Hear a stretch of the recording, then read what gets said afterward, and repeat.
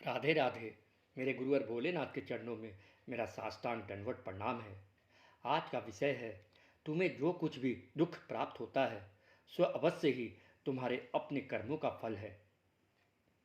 दूसरे के द्वारा तुम्हारा कभी कोई अनिष्ट हो जाए तो उसके लिए दुख न करो, उसे अपने पहले किए हुए बुरे कर्म का फल समझो। यह विचार कभी मन में मत आने दो कि अमुक ने मेरा अनिष्ट कर दिया है। यह निश्चय समझो कि ईश्वर के दरबार में अन्याय नहीं होता। तुम्हारा जो अनिष्ट हुआ है या तुम पर जो विपत्ति आई है वह अवश्य ही तुम्हारे पूर्वकृत कर्म का फल है। वास्तव में बिना कारण तुम्हें कोई कदापि कष्ट नहीं पहुंचा सकता। न यही संभव है कि कार्य पहले हो और कारण पीछे बने। इसलिए तुम्हें जो कुछ भी दुख प्राप्त होता है सो अवश्य ही तुम्हारे अपने कर्मों का फल है। ईश्वर तो तुम्हें पाप मुक्त करने के लिए दयावश न्यायपूर्वक फल का विधान करता है। जिसके द्वारा तुम्हें दुख पहुंचा है उसे तो केवल निमित्त समझो। वह बेचारा अज्ञान और मोहवश निमित्त बन गया है। उसने तो अपने ही हाथों अपने पैरों में कुल्हाड़ी मारी है और तुम्हें कष्ट पहुंचाने में निमित्त बनकर अपने लिए दुखों को निमंत्रण दिया है। यह तो समझते ही होंगे कि जो स्वयं दुखों को बुलाता है वह बुद्धिमान नहीं है, भूला हुआ है। अतः वह दया का पात्र है।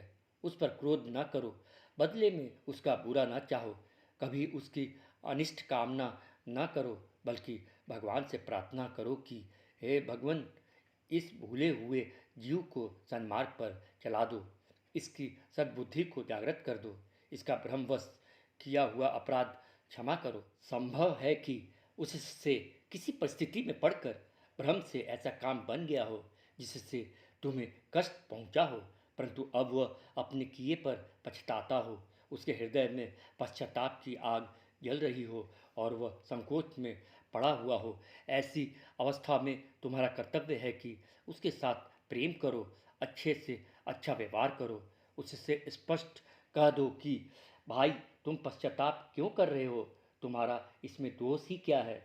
मुझे जो कष्ट प्राप्त हुआ है सो मेरे पूर्वकृत कर्म का फल है। तुमने तो मेरा उपकार किया है जो मुझे अपना कर्मफल भुगतने में कारण बने हो। संकोच छोड़ दो।